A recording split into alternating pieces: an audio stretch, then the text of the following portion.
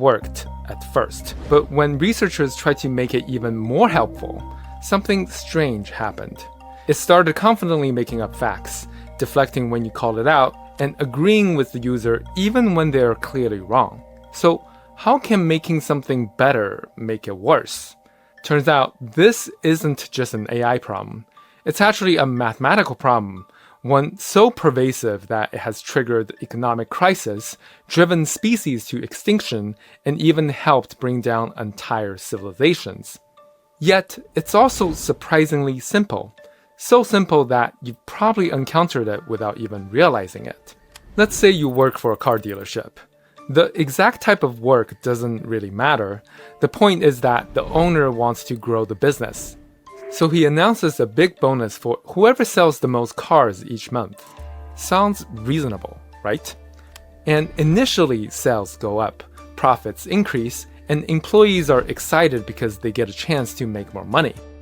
But a few months later, profits start falling and customers stop coming back. What happened?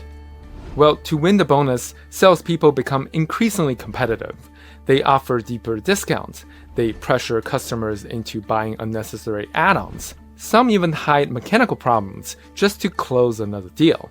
So gradually, customers stop trusting this business. The dealership succeeded at selling more cars, but failed at building a healthy business. This pattern is so common that it has a name: Goodhart's law.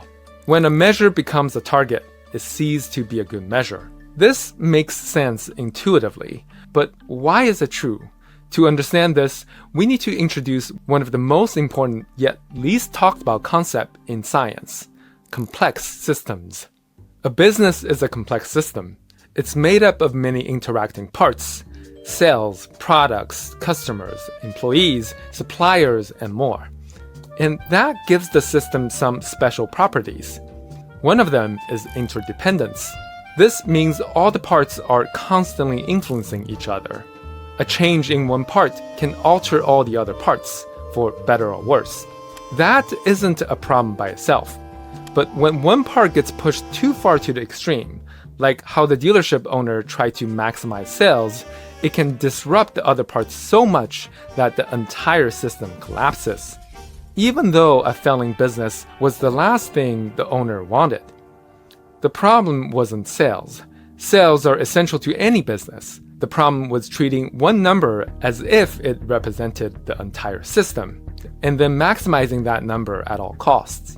Now, plenty of businesses have made this mistake before, but Silicon Valley gave us something that can repeat it 1,000,000 times faster. In the early years of Facebook, users loved it. It was a place to connect with friends and family, especially those living far away. Today, it's one of the least trusted social media platforms.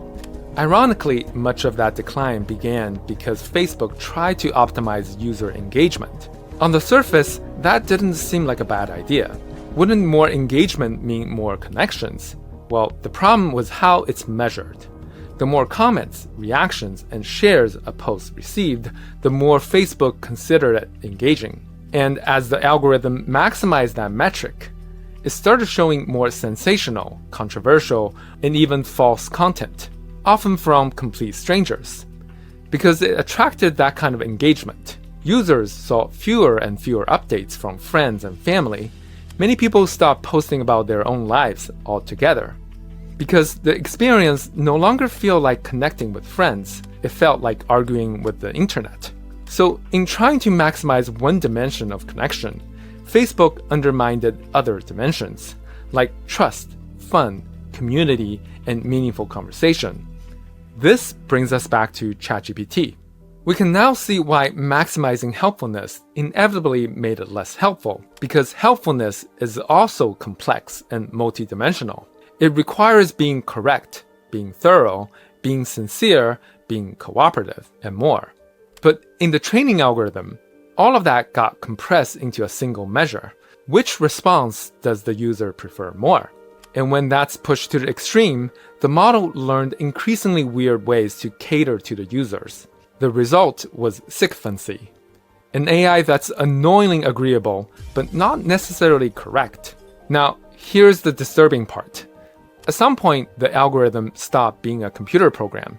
it became a way of life. Have you ever heard of looks maxing? If you haven't, it's an internet trend where a lot of young men try to maximize their attractiveness by focusing on a handful of physical traits. Things like height, jawline, eye shape, and body fat percentage. Some takes it so far that they even attempt dangerous DIY procedures like bone smashing. Don't get me wrong, looks do matter, but attraction is far more complex. When you obsess with just the physical aspect, it often comes at the expense of others. Many looks maxers end up developing financial problems, chronic anxiety, and bad social skills, which ironically makes them less attractive. And that's just the tip of the icebergs. There are all kinds of maxing trends now. Tan maxing, sleep maxing, food maxing, LinkedIn maxing. Some of them are kind of funny, but other ones can be pretty harmful when pushed to the extreme. Okay, at this point you might say, couldn't those businesses or people just stop maximizing once they notice something is wrong? Well, here's the issue. The damage often doesn't become visible until it's too late. And that's because of another property of complex systems, non-linearity. In a linear system, a change in the input produces a proportional change in the output. But in a non-linear system, you can keep adding input for a long time without much happening, until suddenly one seemingly small change produces a disproportionately large result. This happens because complex systems often contain buffers, hidden reserves that absorb the change in ways that are not obvious. Let's look at an example. For nearly a decade, Amazon looked unstoppable. Delivery kept getting faster, costs stayed low, profits soared. Yet, in 2022, a leaked internal memo revealed that the company would soon run out of people to hire. What happened? See, in pursuit of maximum efficiency, Amazon reduced the entire job of a worker down to a handful of metrics. Every item scanned, packed, and delivered was tracked by algorithms. Any extended periods of inactivity would automatically trigger warnings, and in some cases, even termination, with little or no management involvement. Some workers were so scared of falling behind that they avoided bathroom breaks and urinated in plastic bottles. It was one of the most ruthlessly automated HR systems ever built. At one point, their turnover rate reached 150%. That's around 2 million workers being replaced every 8 months. Luckily, Amazon could still hire new workers quickly because the pool of available labor was large enough. It was a buffer that had been absorbing their turnover for years.